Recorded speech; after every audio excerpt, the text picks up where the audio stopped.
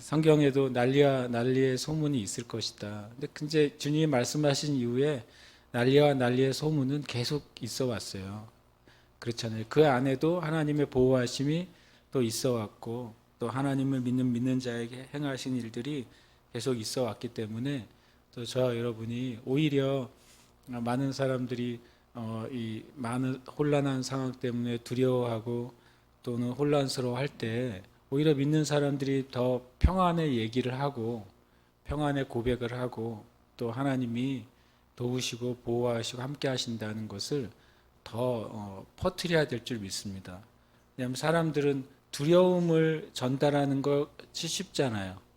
그 실패의 이야기를 전달하는 게 쉬워요. 안 된다는 말을 하는 게 더 쉬워요. 정말 어려운 거는 두려움이 아니라 평강을 말하는 게 더 어렵고 또 축복을 말하는 게 더 어려워요. 그러나 성경에서는 분명히 우리를 향한 생각은 재앙이 아니라고 말씀하셨어요. 장래의 평안을 주려고 하는 것이라고 말씀하셨기 때문에 저 여러분이 깨어서 기도할 때 하나님이 더 놀랍고 큰 일을 행하실 줄 믿습니다. 아멘.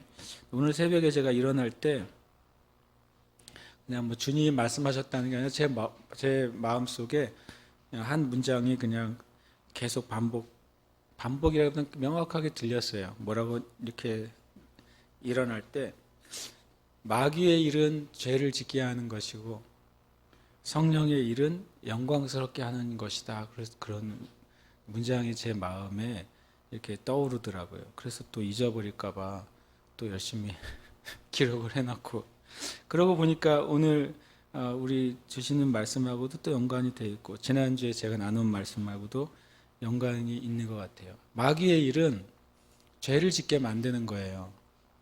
우리의 모든 환경과 상황은 우리에게 한 상황, 한 일이 일어나지만 마귀는 그 상황과 그 일을 통해서 어떤 일을 통해서든지 또 그것을 어떤 구실을 삼아서든지 저와 여러분을 죄를 짓게 할 거예요. 여러분에게 아무리 기쁜 일이 일어나고 놀라운 기적이 일어나도 마귀는 그때 무엇을 노리겠어요? 그때라도 죄를 짓게 하려고 노력할 겁니다. 그러나 성령님은 어떤 상황, 어떤 일이 일어날 때마다 그 상황을 통해서 우리를 영광스럽게 하려고 합니다. 제가 하나님을 영광스럽게 해야지 왜 우리를 영광스럽게 라고 제가 말한 것을 의문스러워 하실 수도 있겠어요. 그런데 성경에 보니까 놀랍게도 우리가 영광스럽게 된다는 말이 성경에 자주 나옵니다. 성경에. 빌립보서 1장 9절에 보면 내가 기도하노라 너희 사랑을 지식과 모든 총명으로 점점 더 풍성하게 하사 너희로 지극히 선한 것을 분별하며 또 진실하여 허물 없이 그리스도의 날까지 이르고 11절에 이렇게 말씀하고 있어요. 예수 그리스도로 말미암아 의의 열매가 가득하여 하나님의 영광과 찬송이 되기를 원하노라. 하나님의 영광, 하나님의 찬송이 되는 존재가 여기서는 예수님이 아니라 누굽니까? 바로 우리예요. 우리가 의의 열매가 가득하게 돼서 하나님의 영광이 되고 하나님의 찬송이 되기를 바란다고 사도 바울이 굉장히 간절히 기도했어요. 하나님은 저 여러분을 통해 하나님의 일을 행하시는 것을 통해서 우리가 하나님의 영광이 되기를 바라세요. 그리스도인이 하나님의 찬송이 되기를 바랍니다. 의의 열매가 가득하면 하나님의 영광이 되고 하나님의 찬송이 돼요. 누가요? 그리스도인들이요. 의의 열매가 가득한 게 뭘까? 의는 하나님의 뜻이에요. 저와 여러분의 삶 가운데 하나님의 뜻을 따라서 행할 때 그것이 의의 열매가 돼요. 내가 어떤 상황에 있을 때 하나님의 뜻, 하나님의 진리를 따라 말하면 그 말이 의로운 열매가 돼요. 내가 어떤 상황 가운데 하나님이 기뻐하시는 뜻을 따라서 행동을 하면 그 행동이 의로운 열매가 되고 그것을 통해 하나님이 함께 하시는구나, 하나님이 도우시는구나, 하나님 인도하시는 거라는 것이 드러나게 돼요. 그러면 그것이 바로 하나님의 영광이 되는 길이에요. 하나님은 이 땅에 있는 그리스도인들이 하나님의 영광이 되고 하나님의 찬송이 되기를 진정으로 원하세요. 그래서 제가 새벽에 일어났을 때 마귀의 일은 죄를 짓게 하는 것이고 성령의 일은 영광스럽게 하는 것이라는 걸 아침에 계속 묵상하게 됐어요. 저와 여러분이 의의 열매가 가득한 삶 사시기를 축복합니다. 아멘. 이 말은 다른 사람들에게 칭찬을 받는 삶을 살면 의의 열매가 가득하다는 뜻이 아니에요. 오히려 성경은 너희가 그리스도인으로 살아가면서 모든 사람에게 칭찬을 받으면 그게 화가 있을 거라고 말씀하셨어요. 그리스도인 누구에게 칭찬받으면 되냐면 하나님에게 칭찬받는 삶을 살면 됩니다. 저 여러분이 신앙생활의 모든 영역에서 사람이 아니라 또 심지어는 교회 담임 목사가 아니라 하나님께 칭찬받는 신앙생활 하시기를 축복합니다. 그런 동기에서 예배를 드리러 참석해야 돼요. 그런 동기에서 기도해야 돼요. 그렇죠? 그런 동기에서 주님 앞에 예배하고 때로는 그런 동기에서 헌금도 해야 돼요. 그런 동기에서 봉사와 섬김도 해야 돼요. 사람에게 칭찬받으려고 또 사람에게 인정받으려고 하기 시작하면 그것이 죄를 짓게 하는 통로가 열리는 거예요. 저도 마찬가지로 동일한 동기로 살게 되기를 축복합니다. 여러분 관계에서도 하나님께 칭찬받는 삶을 사셔야 돼요. 또 여러분의 일상생활에서도 하나님께 칭찬받는 삶을 살면 그것이 여러분이 하나님의 영광이 되고 하나님의 찬송이 될 것입니다. 아멘. 오늘 제가 말씀에 그리스도인에게 일어난 일, 또 그리스도에게 일어나지 않는 일에 대해서 오늘 제가 말씀을 나누고 싶습니다. 오늘 말씀에 보면 지난주에 이어서 하나님의 은혜가 얼마나 우리에게 큰지를 얘기해 주고 있어요. 이 일에 대해서 우리가 무슨 말 하리요? 라고 말하고 있습니다. 주님께서 우리를 선택하시고 우리를 부르시고 의롭게 하시고 그리고 영화롭게 하시겠다고 결정하셨고 그 일을 행하고 계세요. 그 일에 대해서 우리가 이제 무슨 말을 할 수 있겠냐는 거죠. 이것은 어떤 배경을 전제로 해요. 오늘 나누려고 하는 배경엔 큰 전제는 실은 36절에 오히려 나와 있다고 보면 알 수 있어요. 36절에 보면 기록된 바 우리가 종일 주를 위하여 죽임을 당하게 되며 도살당할 양같이 여김을 받았나이다 함과 같으니라. 하나님의 은혜를 이야기하고 주님이 우리를 선택하신 것을 얘기하고 하나님의 사랑이 변치 않음을 얘기하는데 이 로마에 있는 그리스도인들이 당한 현실은 바로 36절과 같은 현실인 거예요. 우리가 종일 주를 위하여 죽임을 당하게 되며 도살을 당할 양같이 여김을 받고 있는 그런 세대 가운데 그리스도인의 삶이 놓여 있는 거예요.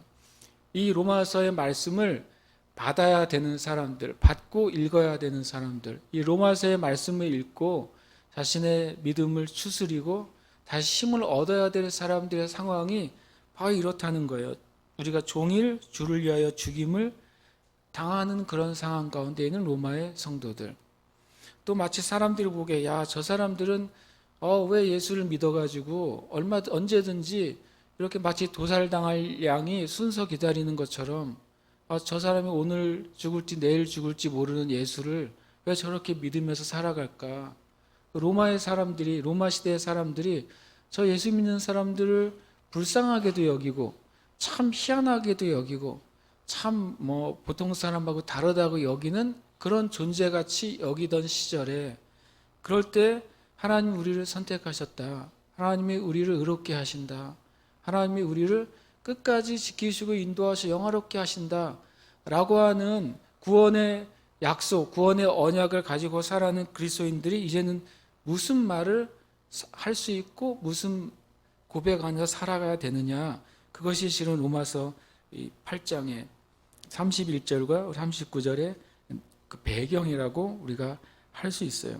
그러나 제가 제목에 그리스도인에게 일어나지 않은 일들이라고 되어 있는데, 먼저 그러면 그리스도인에게 일어난 일이 무엇인가를 알아보면 그것을 통해서 우리가 그 하나님이 행하실 일을 볼 수 있어요. 한마디로 말하면 그리스도에게 일어난 일은 뭐냐면 하나님의 사랑이 그리스도인에게 주어졌다는 거예요. 우리에게 무슨 일이 일어났느냐? 하나님의 사랑이 우리에게 주어진 거예요. 하나님의 사랑은 두 가지로 우리에게 주어졌어요. 하나는 하나님은 그리스도인에게 예수님을 주신 것이 하나님의 사랑이에요. 제가 이렇게 적어놨죠. 아예. 그리고 두 번째, 하나님의 첫 번째 사랑이 예수님 우리에게 주신 것이라면, 하나님의 두 번째 사랑은 뭐냐면 예수님과 함께 하나님의 모든 것을 우리에게 허락하셨다는 거예요. 이것이 하나님의 두 가지 사랑이에요. 근데 중요한 것은 첫 번째 하나님의 사랑, 하나님 우리에게 예수님을 주신 사랑이 존재하지 않으면 하나님의 모든 것이 우리에게 허락되는 사랑도 존재하지 않죠. 결국에는 하나님이 우리에게 예수님을 주신 것이 하나님의 모든 사랑의 시작이고 모든 사랑의 실은 결정판이라는 거예요. 하나님이 그리스도에게 예수님을 주셨다는 것은 무슨 말을 의미하냐면 2절에 이런 32절에 이런 말씀이 있어요. 자기 아들을 아끼지 아니하시고 우리 모든 사람을 위하여 내주신 이가, 이렇게 말하고 있어요. 이 말은 뭐냐면 만일 제일 좋은 것을 줄 수 있으면 그 다음 가는 것은 당연히 허락되는 거라는 거예요. 그런데 한 가지 기준이 있어요. 조건이 있어요. 하나님이 제일 좋은 것인 예수님을 우리에게 주셨어요. 그러니까 예수님 다음에 더 좋은 것은 없죠. 그러니까 이 세상의 모든 것 더해서 하나님 우리에게 주실 수 있는 모든 것은 예수님 다음 것들이에요. 그것들은 우리에게 허락이 됐어요. 아멘이십니까? 근데 조건이 한 가지 있어요. 첫 번째로는 우리와 하나님과의 관계가 유지가 돼야 돼요. 우리 하나님과의 관계가 유지가 되지 않았는데 하나님께 계속 무엇인가 하나님의 것을 요구한들 절대로 우리에게 주어지지 않을 거예요. 저와 하나님과의 관계가 계속 유지가 돼야 내가 하나님께 예수님의 이름으로 무엇인가를 요구할 수 있어요. 그래 하나님이 주실 수 있는 거죠. 이것은 약속이에요. 하나님께서 예수님을 주셨을 때 하나님께 속한 모든 것은 모든 그리스도인에게 허락이 됐습니다. 그런데 내가 하나님과의 관계가 계속 온전하게 유지가 되어야 예수님 안에서 하나님의 모든 것이 우리에게 주어질 수 있어요. 그리고 또 하나는 합법적으로 구해야 돼요. 제 아이들이 저하고 관계가 유지가 돼요. 그래서 아버지에게 속한 것은 나에게 다 허락이 되겠지. 그리고 내가 자는 사이에 카드를 가져가서 마음껏 결제를 하고 논다. 그러면 안 돼. 합법적이지 않잖아요. 이건 불법적인 거예요. 하나님의 것은 어떤 경우에라도 불법적으로 우리가 취할 수 없어요. 때때로 우리가 우리의 잘못된 동기와 하나님이 기뻐하시는 방법으로 어떤 것을 취해 놓고서 뭐라고 말하냐면 하나님이 주셨다라고 말할 때가 있어요. 그것은 하나님께로 온 게 아니에요. 그렇죠? 그건 불법적인 것이고 오히려 마귀에게서 받은 거예요. 때로는 어떤 명예가, 때로는 어떤 부가, 때로는 어떤 호의가 우리가 하나님과의 관계 안에 있지 않고 주어진 것이라면, 우리가 하나님의 법과 하나님의 길 안에서 내가 취한 것이 아니라면 오히려 그것이 뭐가 되겠어요? 우리에게 죄가 되고 불법이 되고 궁극적으로는 화가 될 것입니다. 여러분 잠언을 가만히 읽어보시면 그런 하나님으로부터 오지 않는 부가 얼마나 그의 인생을 망하게 하는지를 많이 설명해 주고 있어요. 하나님으로부터 오지 않는 기쁨이 얼마나 그의 삶을 망가뜨리는지를 잠언은 계속해서 말씀하고 있어요. 이 두 가지 사랑은 기억하셔야 돼요. 예수님이 하나님 우리에게 주신 최고의 그리고 최우선의 사랑이에요. 그리고 우리가 하나님과 우리 사이의 관계가 바르게 되어 있고 그리고 하나님의 진리 안에서 구할 때 예수님 안에서 하나님의 모든 것이 우리에게 허락되어 있습니다. 아멘이십니까? 예, 에베소 1장 22절 23절에 보면 또 만물을 그의 발 아래 복종하게 하시고 그를 만물 위의 교회의 머리로 삼으셨느니라. 교회는 그의 몸이니 만물 안에서 만물을 충만하게 하시는 이의 충만함이니라.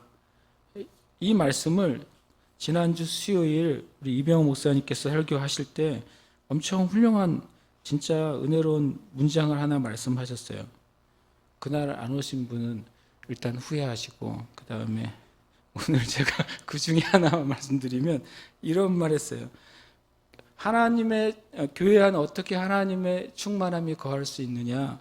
그것은 뭐냐면 교회가 그리스도로 충만할 때 하나님의 모든 것이 교회에 충만하게 된다고 말씀을 나눴어요. 저는 그 말이 너무 은혜가 됐어요.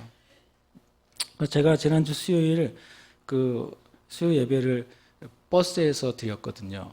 참 세상이 좋은 것 같아요. 제가 저녁을 먹고 버스를 타고 가면서 이제 그때가 이제 우리 예배 시간이어가지고 또 자리에 앉아가지고 또 이어폰을 끼고 찬양 같이 따라하고 싶었는데 또 할 수는 없고 그래가지고 일단 찬양을 들으면서 설교를 또 들으면서 또 메모하면서 세상 참 좋아요. 그렇죠? 설교는 듣고 나는 또 스마트폰으로 설교 내용을 메모하고 그러면서 참 은혜가 됐어요. 그러면서 제가 무슨 생각했냐면 야 나는 소망이 있는 목사다라고 느꼈어요.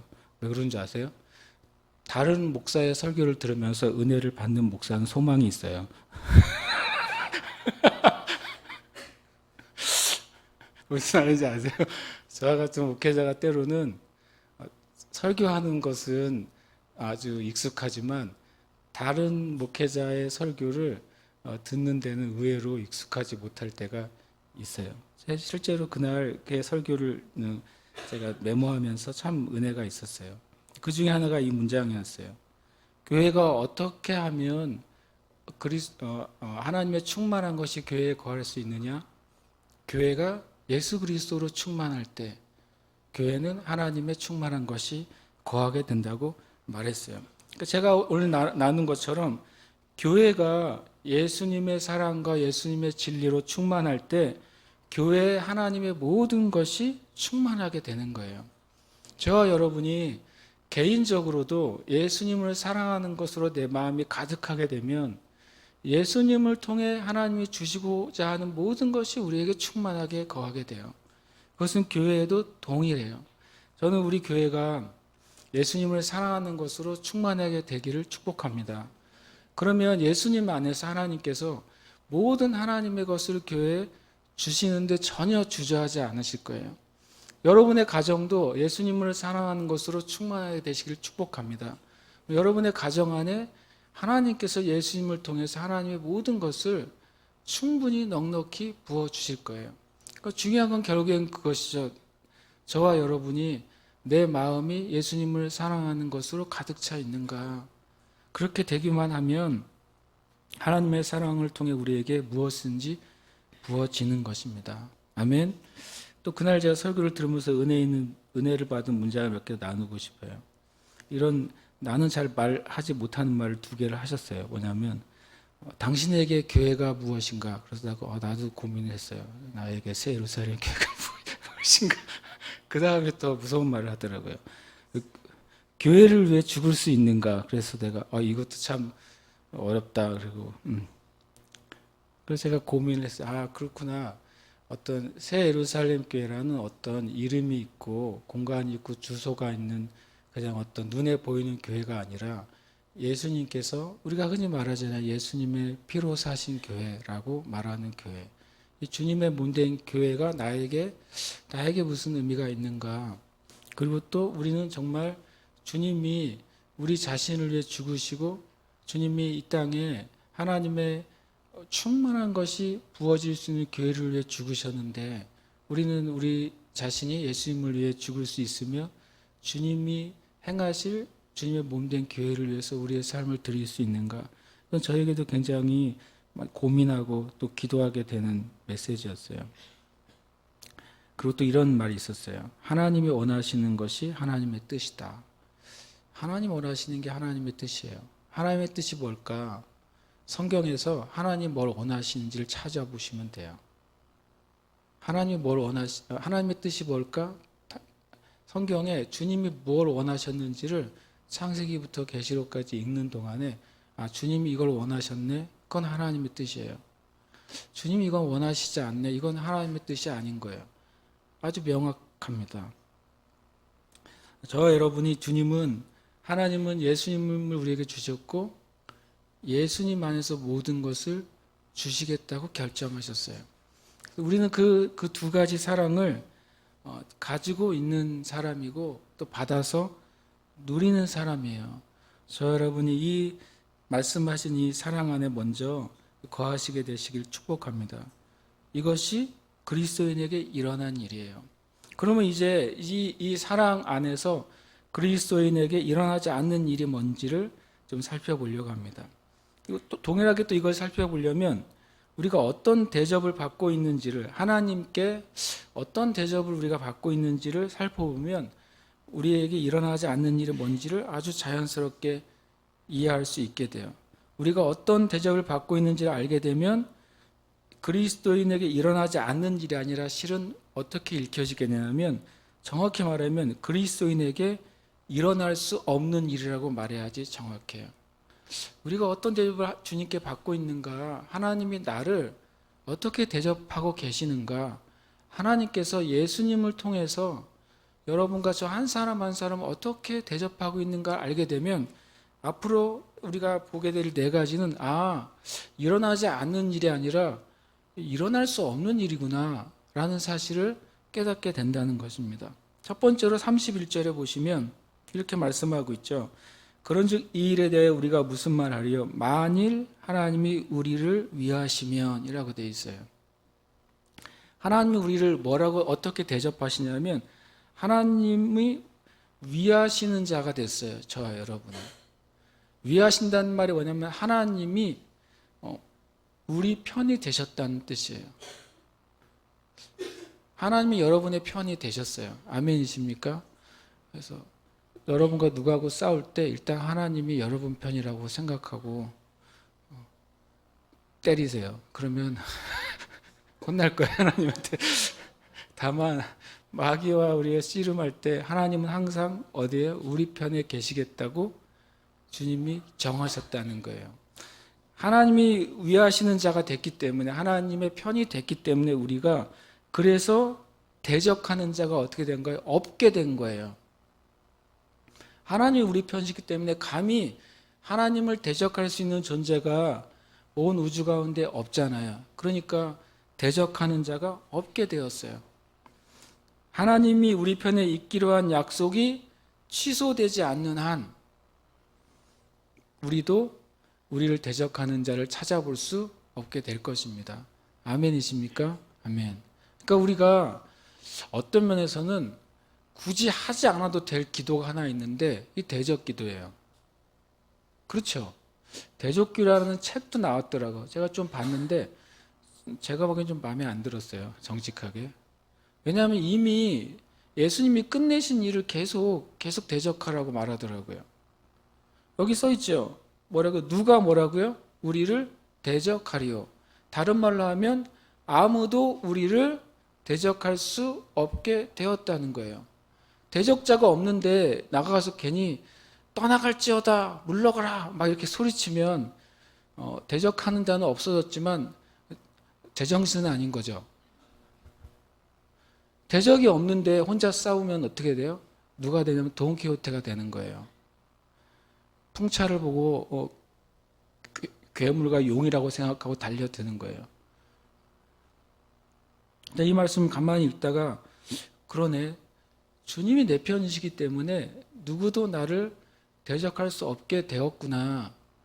여러분이 혹 믿음의 싸움을 싸울 수도 있어요. 그런데 어느 위치에 있으면 되냐면 주님이 내 편에 있다는 사실을 내가 뭐 하면 돼요? 기억하고 주장하면 마귀는 우리를 대적하는 자리에 있을 수가 없게 돼요. 왜냐하면 마귀가 하나님과 싸워봤자 확률이 없거든요. 그래서 대적할 수가 없게 돼요. 아멘이십니까? 아멘. 33절에 보면 두 번째로 이런 말씀이 있어요. 누가 능히 하나님께서 택하신 자들을 고발하리요. 이렇게 말하고 있어요. 하나님이 저와 여러분을 구원하시겠다고 택하셨어요. 아멘이십니까? 그래서 고발하는 자가 없게 됐어요. 없게 된 거예요. 왜냐하면 하나님이 내가 나의 사랑하는 아들과 자녀들을 구원하기로 결정했다고 하셨어요. 결정이 끝난 거죠. 하나님의 편에서는. 그런데 고발한들 무슨 소용이 있겠어요? 이미 하나님에게서는 판결이 끝났는데, 판결이 끝난 다음에 고발하는 것은 무슨 소용이 있어요? 아무 소용이 없어요. 그 고발이 판결을 뭐 할 수 없어요? 바꿀 수가 없기 때문에 그래요. 하나님의 선택을 고발하는 자가 바꿀 수가 없어요. 마귀가 저 여러분이 예수 믿고 구원받고 거듭난 것을 바꿀 수가 없어요. 그것은 하나님 편에서 일어난 사건이기 때문에 그래요. 똑같이 이것도 하나님의 택하심이 취소되지 않는 한 이 마귀의 고발은 뭐예요? 헛되게 되는 것입니다. 아멘이십니까? 여러분 이 위에 서시기를 축복해요. 고발은 다른 말로 하면 우리 안에 참소하는 거예요. 참소.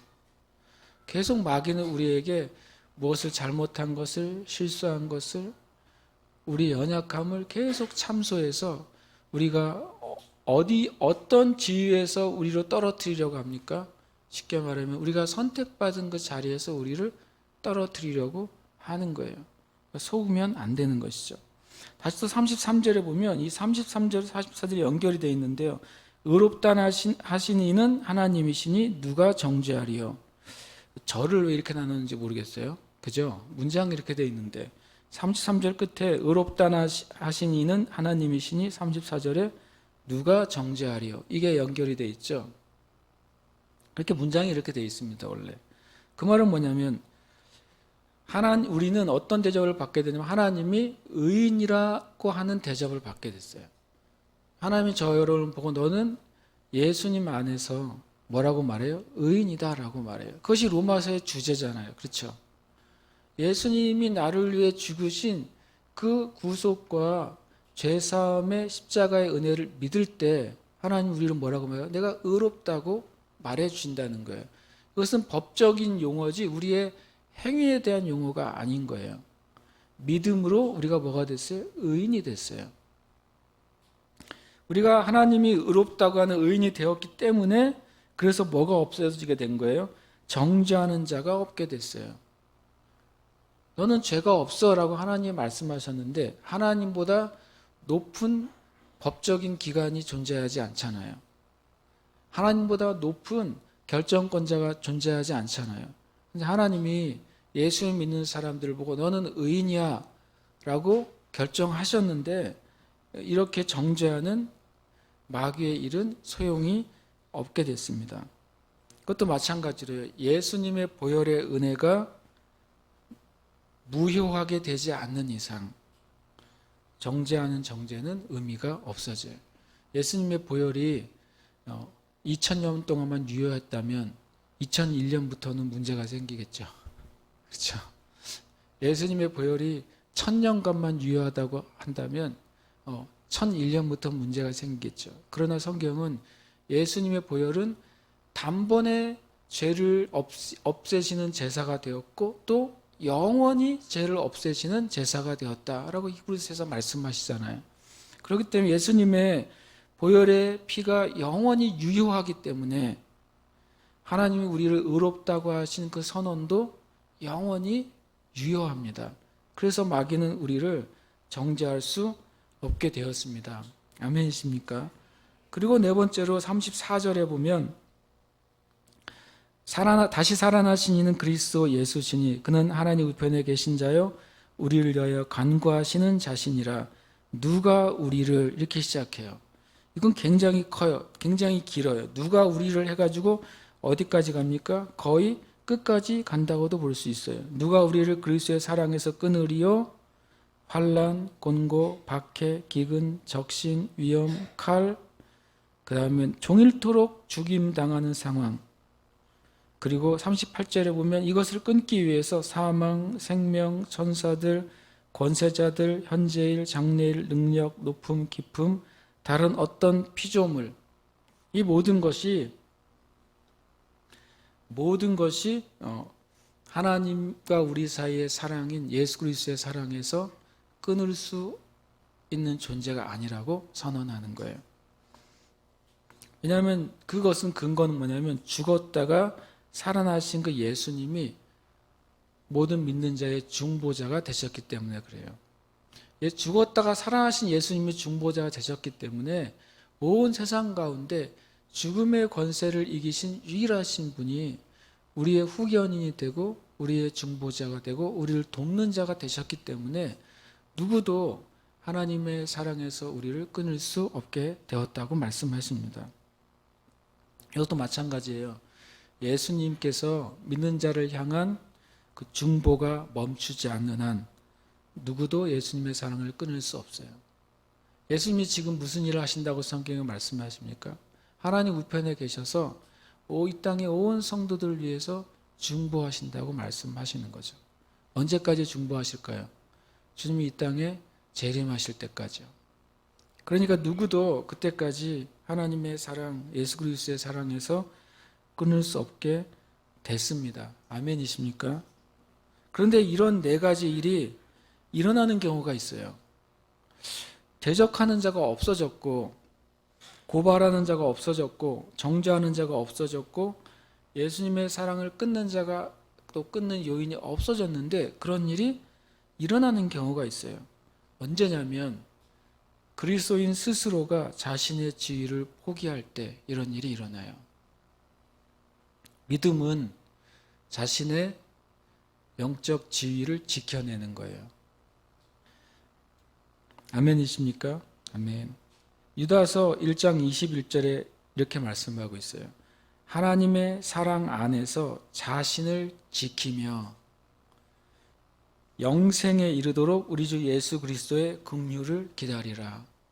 여러분, 우리가 하나님의 그 놀라우신 사랑 안에서 우리를 지켜야 되는데 뭘 지켜내야 되냐면 하나님의 사랑이 우리에게 주신 그 지위를 지켜내야 돼요. 하나님이 우리 편이 되신다는 그 지위를 우리는 포기하면 안 돼요. 하나님이 우리를 구원하시기로 택하셨다는 사실을 우리는 포기하면 안 돼요. 하나님께서 우리를 의롭다고 하신 사실을 포기하면 안 되고, 죽었다가 살아나신 예수님 나를 위해 중보하시는 존재가 되었다는 사실을 포기하면 안 돼요.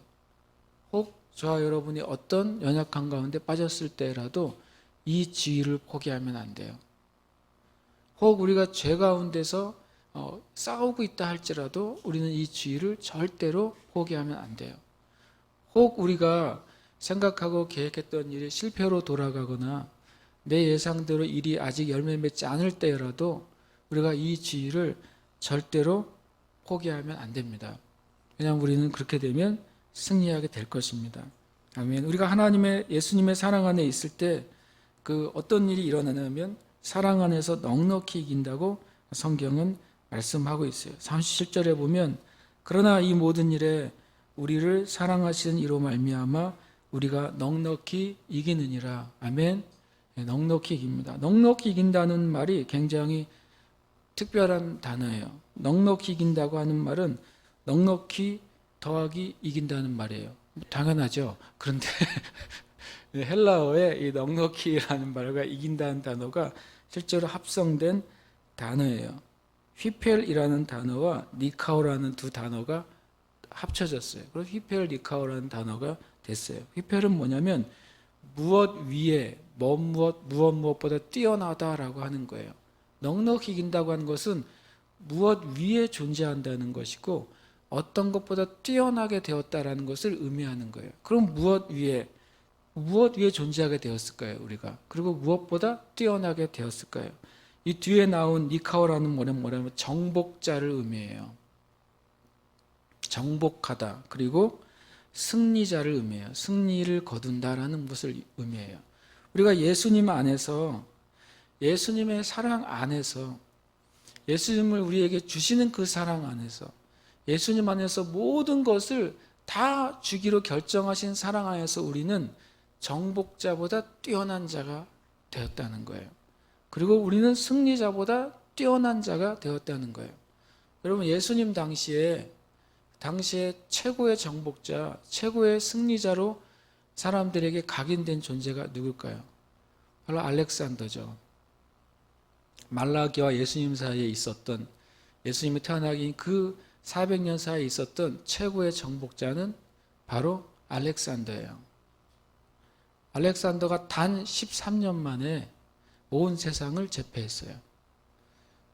단 13년 만에. 그러니까 아직도 아무도 이 알렉산더의 기록을 깬 대왕이 나타나질 않았어요. 딱 한 명이 있긴 하죠. 예수님은 3년 만에 온 세상을 정복하셨으니까 예수님이 한 수 높으시죠. 이 알렉산더가 당시에 위대한 정복자였고 위대한 승리자였어요. 온 알렉산더가 지배했던 나라들, 유럽과 또 중동과 또 인도까지 갔었죠. 인도와 그 다음에 북아프리카까지 70개의 자기의 이름을 딴 도시를, 알렉산드리아라는 도시를 세웠습니다. 온 세상 어디를 가도 알렉산더가 정복했다는 것을 증명해주는 70개의 알렉산드리아가 존재했어요. 지금은 몇 개의 알렉산드리아만 남아있을 뿐이죠. 그런데 예수님 안에 있는 사람은 인류에 있는 어떤 존재했던 또 앞으로 존재할 정복자보다 어떤 사람이 위에 있는 자예요. 저 여러분이 하나님의 그 사랑 안에 있을 때 우리는 진정으로 승리한 자고 완벽한 정복자로 살아가게 될 것입니다. 아멘. 우리가 기도하십시다. 제가 아까 이제 찬양 예배팀이 연습하는데 그 가사가 참 제 마음에 아주 막 떠도는 가사가 있더라고요. 그래서 제가 이 찬양하고서 기도하고 싶다고 그랬어요. 가사가 이렇게 됩니다. 온 땅의 주인 되신 주님이 내 이름을 아시며, 참 너무 은혜로웠어요, 이 말이. 온 땅의 주인 되신 주님이 내 이름을 아시며 상한 맘 돌보네, 어둠을 밝히시는 새벽별, 방황하는 내 맘 주의 길 비추시네. 나로 인함이 아닌 주가 행하신 일로, 나의 행함이 아닌 오직 주로 인하여. 주님은 나의 죄를 보시고 사랑의 눈으로 날 일으키시네. 바다를 잠잠하게 하시듯 내 영혼의 폭풍 고요케 하시네. 나로 인함이 아닌 주가 행하신 일로, 나의 행함이 아닌 오직 주로 인하여. 그냥 후렴이 이렇게 되어 있습니다. 나는 오늘 피었다 지는 이름 없는 꽃과 같네. 바다에 이는 파도 안개와 같지만. 뒤에 이렇게 말씀하세요. 주는 나를 붙드시고 부르짖음을 들으시며 날 귀하다 하시네. 주님이 우리를 어떻게 여기시는지 제가 오늘 나눴어요. 주님이 우리를 어떻게 대접하시는지 오늘 성경에서 우리에게 말씀하고 있어요. 주님은 이 가사처럼 우리를 보고 귀하다 그러세요. 시편에서는 땅에 있는 성도들은 존귀하다고 말씀하세요. 실은 창세기 1장에서 이미 하나님께서 저와 여러분을 보시고 뭐라고 말씀하십니까? 너무 좋다고 말씀하셨어요. 제가 잘 쓰는 훌륭하다는 말이 거기서 나왔어요. 심히 좋아하셨다. 그 말은 실은 영어로 excellent거든요. 훌륭하다는 말이에요. 우리가 우리 스스로를 보기에 아직 미완성돼 있고, 우리 스스로를 보기에 아직 참 연약한 것도 있고, 우리 스스로를 보기에 내가 아직 떠나지 않는 죄, 사람에게 말하지 못하고 누구에게도 비밀로 붙여져 있지만 나만 아는 그 죄 가운데 내가 있을지라도 하나님은 우리가 예수님 안에서 우리를 보시고 귀하다고 하신다는 거예요. 하나님은 예수 안에서 우리를 보시고 의롭다고 하신다는 거예요. 하나님은 언제든지 예수님 안에 있을 때 우리 편이 되어주시겠다고 말씀하신다는 거예요. 함께 우리 이 찬양 하시면서 또 찬양하시기도 하고 기도하셨으면 좋겠어요. 주님, 제가 주님이 주신 그 은혜 가운데서 떨어져 나가지 않을 것입니다. 저는 그 은혜를 붙잡고 있을 것이며 그 안에서 믿음으로 승리할 것입니다. 그 어떤 것도 주님 끊을 수 없다고 하신 그 사랑 안에 제가 거할 것입니다. 여러분 찬양 따라 하시기도 하시고 또 기도하시기도 하시면서 주님 예배하십시다. 할렐루야. 주님 찬양합니다. 이름 하시며 사랑만 돌보네. 어둠을 밝히시는 새벽별, 방황하는 내 맘 주의 길 비추시네. 나로 인함이 아닌 주가 행하신 일로, 나의 행함이 아닌 오직 주로 인하여. 나는 오늘 피었다 지는 이름 없는 꽃과 같네. 바다에 있는 파도 안개와 같지만 주는 나를 붙드시고 부르짖음 들으시며 날 귀하다 하시네. 나는 오늘 피었다 지는 이름 없는 꽃과 같네.